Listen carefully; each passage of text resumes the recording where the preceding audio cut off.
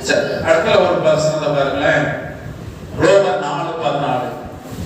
ரோமர் நியாயப்பிரமாணத்தை கேட்டுடுங்க. ரோமர் 4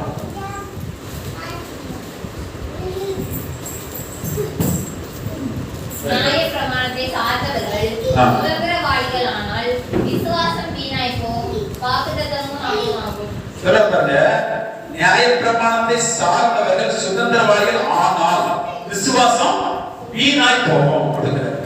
ஒரு நியாயப்பிரமாணத்தில் இருக்கிறவன் சுதந்திரவாளியா இருக்க முடியாது. யார் சுதந்திரவாளியா இருக்க முடியும்? விசுவாசத்தில் இருக்கிறவங்க தான் சுதந்திரவாளியா இருக்க முடியும். அல்லேலூயா. அதனாலதான் சொல்றாரு, நியாயப்பிரமாணத்தில் இருக்கிறவன் சுதந்திரவாளியா ஆனான்னா விசுவாசம் என்ன செஞ்சணும்? வீணாய் போயிடும். இப்போ நீங்க நியாயப்பிரமாணத்தில் இருக்கிறவங்களே சுதந்திரவாளியாக அவருடைய பிள்ளையாக இருப்பாங்கன்னா கிறிஸ்துவை தேவனுடைய பூமிக்கு ஏன் அனுப்பணும்? யோசிச்சு பாருங்க. தன் குமாரனை எதுக்காக அந்த பூமிக்கு அனுப்பணும்? அதான் கோழியை வெட்டணும், பாவத்துக்காக பரிகாரம் ஒரு ஆட்டை வெட்டுன்னு சொல்லப்பட்டிருக்கு, ஒரு புறாவை வெட்டுன்னு சொல்லப்பட்டிருக்கு. இவங்க நியாயப்பிரமாணத்தில் சொல்லப்பட்டிருக்கு பாருங்க.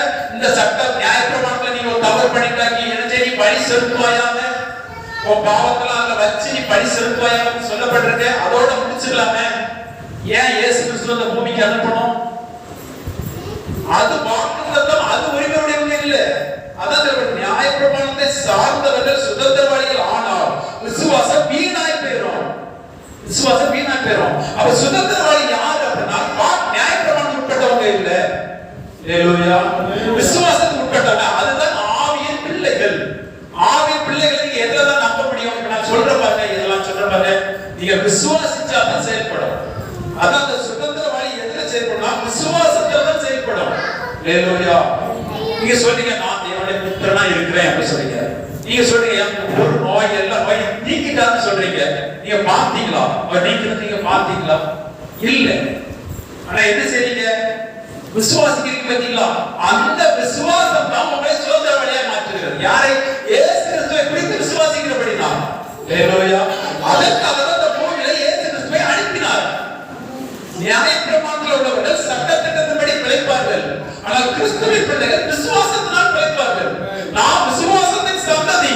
நாம் விசுவாசத்தினாலே பிழைப்போம். என்ன விசுவாசம்? இங்கு எனக்கு குறித்து என்ன எழுதப்பட்டிருக்கிறது, இதுதான் நான் என்பதை விசுவாசிக்க வேண்டும். என்னை குறித்து வேதத்தில் என்ன எழுதப்பட்டிருக்கிறது? நீங்க ஒண்ண புரிந்து கொள்ளுங்க. ஆதாமிலிருந்து வெளிப்பட்ட வரைக்கும் ஆசீர்வாதங்கள், சுகந்தரிப்பாய், விடுதல், நீதிமான், பரிசுத்தவான், இப்படி எதெல்லாம் சொல்லப்படுதோ அதுக்கு எல்லாம் நீங்கள் பங்குடையவர்களா இருக்கிறீங்க. எப்படி பங்குடையவர்களா இருக்கீங்கன்னா இயேசு கிறிஸ்துவின் மூலமாக நீங்க பங்குடையவர்களா இருக்கிறீங்க. அல்லேலூயா. நீங்க இயேசு கிறிஸ்துவின் பிள்ளையா இருக்கிறபடினா உங்க அப்பா சொத்துக்கு நீங்க பங்குள்ளவர்களா இருக்கிறீங்க. அல்லேலூயா. இயேசு கிறிஸ்துவின் பிள்ளையா நீங்க இருக்கிறபடினா பிதாவின் வாக்குத்தத்தத்துக்கு சொந்தக்காரரா இருக்கிறீங்க. சொல்லுங்க, இயேசு கிறிஸ்துவின் பிள்ளையாய் நான் இருக்கிறபடினால் பிதாவின் வாக்குத்தத்தம் எனக்கு சொந்தம். அது எனக்குள்ள செயல்படுகிறது. ஆமென். 16 படிங்க. 16 அதிலே 16. ஆதலால் சுதந்திரமானது கிருபையினால் உண்டாயிருக்கிறபடியே. அத நான் படிக்கிறேன். ஆதலால் சுதந்திரமானது கிருபையினால் உண்டாயிராதபடிக்கு அது விசுவாசத்தினால் வருகிறது. எதனால் வருகிறது? விசுவாசத்தினால் வருகிறது. கிருபை எதனால் வருகிறது? சுதந்திரமானது கிருபையினால் உண்டாயிருக்கிறபடினால் அது விசுவாசத்தினால் வருகிறது. நியாயப்பிரமாணத்தை சார்ந்தவர்களாகிய சந்ததியாருக்கு மாத்திரம் அல்ல, நாம் எல்லோருக்கும் தகப்பனாகிய ஆபிரகாமுடைய விசுவாசத்தை சார்ந்தவர்களாகிய எல்லோருக்கும், எல்லா சந்ததியாருக்கும் அது வாக்குத்தத்தம் நிச்சயமாகும்படி அப்படி வருகிறது. ஆபிரகாம் சந்ததிக்கு மட்டுமல்ல, விசுவாசிக்கிற எல்லோருக்கும். நம்ம எந்த ஆபிரகாம் சந்ததி எப்படிப்பட்டது? விசுவாசத்தினால் வந்த சந்ததி நம்ம. அல்லேலூயா. ஆபிரகாம் பிள்ளைகளா நாம இப்ப இருக்கிறோம்னா நம்ம உரிமையுடையவர்களா இல்ல, விசுவாசத்தினால் வந்தோம். எப்படி? இயேசு கிறிஸ்து மூலமாக நம்ம வந்தோம். அல்லேலூயா. அப்படி இருக்கிறோம். நிச்சயமாகும்படி அப்படி வருகிறது அப்படின்னு சொல்லப்பட்டிருக்கு. அடுத்த பாருங்க, கலாத்தியர் 3:26-18 மட்டும் படிச்சு முடிச்சிடலாம். கலாத்தியர் 3:26-18. நீங்கள் எல்லாரும் கிறிஸ்துவே இயேசு பற்றும் விசுவாசத்தினால் தேவனுடைய புத்திரராய் இருக்கிறீர்களே.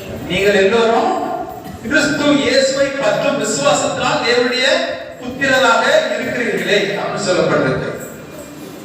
அப்ப பாருங்க, நீங்க எப்படிதான் இருக்கிறீங்க, விசுவாசத்தினால தான் தேவனுடைய புத்திரனாக இருக்கிறீங்க. இப்போ எப்படி இந்த அடிமைத்தனம், அதாவது நீங்க நியாயப்பிரமாணம் எப்படி அடிமைங்கிறத நீங்க அதை பாருங்களேன். 23 படிச்சு பாருங்க. ஆதலால் விசுவாசம் வருகிறதற்கு முன்னே, பாருங்க, விசுவாசம் வருகிறதுக்கு முன்னாடி எப்ப சொல்லுங்க, இயேசு கிறிஸ்து வருவதற்கு, இயேசு கிறிஸ்து வருவதற்கு முன்னாடி விசுவாசம் இல்ல, நம்ம இயேசு கிறிஸ்துவை தான் விசுவாசிக்கிறோம். வருவதற்கு முன்பாக வெளிப்பட போகிற விசுவாசத்திற்கு ஏதுவாக நாம் அழைக்கப்பட்டவர்களாய் நியாயப்பிரமாணத்தின் கீழ் காவல் பண்ணப்பட்டு இருந்தோம். எப்போ விசுவாசம் வருவதற்கு முன்பாக நாம் எல்லோரும் நியாயப்பிரமாணத்தின் கீழ் காவல் பண்ணப்பட்டு இருந்தோம். விசுவாசம் வந்த பின்பு நாம் விடுதலையாக்கப்பட்டோம். அல்லேலூயா. அதுதான் சுதந்திரவாளி, அதுதான் தேவனுடைய பிள்ளை, அவர்தான் தேவனுடைய புத்திரன். அவர்களுக்கு வாக்குத்தத்தத்துக்கு உரிமை உடையவர்கள், அவர்கள் பிதாவின் சொத்துக்கு பங்குடையவர்கள், அவர்கள் இயேசு கிறிஸ்துவின் உடையவர்கள், கிறிஸ்துவுக்கு உட்பட்டவர்கள். ஆமென். எத்தனை நம்புறீங்க இதை? நான் கிறிஸ்துவுக்கு உட்பட்டவன், நான் கிறிஸ்துவுக்குரியவன். நீங்கள் அப்படிப்பட்டவர்களாக இருக்கிறீர்கள். அந்த உலகம் உங்களை ஒன்றும் செய்ய முடியாது. ஆமென். நீங்க செய்ய வேண்டியது எல்லாவற்றையும் இயேசு செய்து முடிச்சிருக்கிறார். இந்த உண்மை உங்களுக்கு உறுதியா இருக்கட்டும். இதை நீங்க தினமும் பேசிக்கிட்டே இருக்க, தினமும் பேசுங்க. அப்பதான் அந்த வார்த்தையில நீங்க வளர முடியும். நான் புது உடன்படிக்கை, நான் ஆவிலே பிறந்தவன், நான் மாம்சத்துக்குரியவன் இல்ல, நான் சட்டத்திற்கு உட்பட்டவன் இல்ல. எனக்காக சட்ட நியாயப்பிரமாண சட்டத்திற்கெல்லாம் சிலுவையிலே அடித்திருக்கிறார். அல்லேலூயா.